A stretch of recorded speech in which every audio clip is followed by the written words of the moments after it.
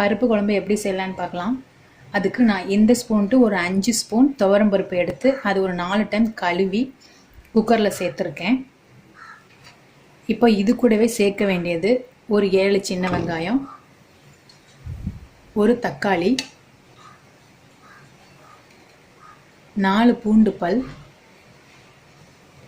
2 கீறின பச்சை மிளகாய், 1/2 ஸ்பூன் காய பவுடர், 1/2 ஸ்பூன் மஞ்சள் தூள், இதுக்கு தேவையான உப்பு.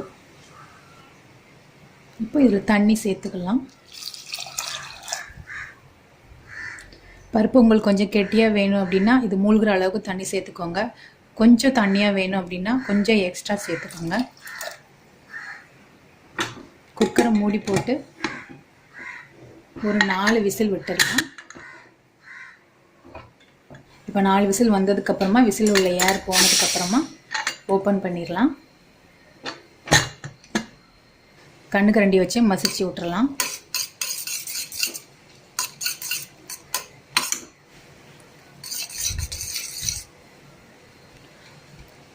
இப்போ இந்த பருப்புக்கு உண்டான தாளிப்பை நம்ம பார்த்துடலாம். பேன் சூடானதுக்கப்புறமா எண்ணெய் சேர்க்குறேன். எண்ணெய் காஞ்சதுக்கப்புறமா கடுகு உளுந்தம் பருப்பு சேர்க்குறேன். இது கூடவே கொஞ்சமாக சீரகம், ஒரு 2 சின்ன வெங்காயம் கட் பண்ணி வச்சுருக்கேன், அதை சேர்க்குறேன். இந்த குழம்புக்கு தாளிச்சுன்னா அதில் 2 சின்ன வெங்காயம் கட் பண்ணி போட்டால் நல்லாயிருக்கும். இப்போ 4 காஞ்ச மிளகாய் சேர்க்கலாம். இது கூட கருவேப்பிலை.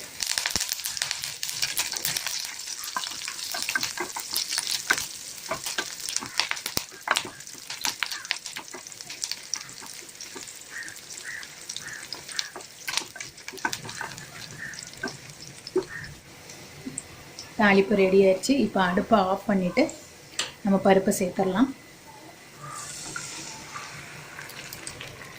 பருப்பு கொஞ்சம் தண்ணியாக இருந்தால் தான் நல்லாயிருக்கும். சூடு ஆறுனதுக்கப்புறமா இன்னும் கெட்டியாயிரும்.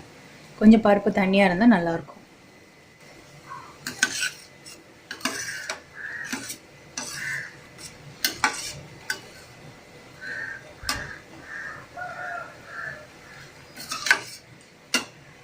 அவ்வளோதாங்க, பருப்பு குழம்பு தயாராகிருச்சு.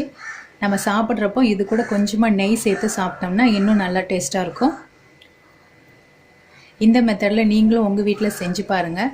செஞ்சு பார்த்துட்டு உங்களுக்கு பிடிச்சிருந்துச்சுன்னா நம்முடைய சேனலை மறக்காமல் சப்ஸ்கிரைப் பண்ணுங்கள். கூடவே உள்ள பெல் ஐக்கானையும் கிளிக் பண்ணிக்கோங்க. தேங்க்யூ.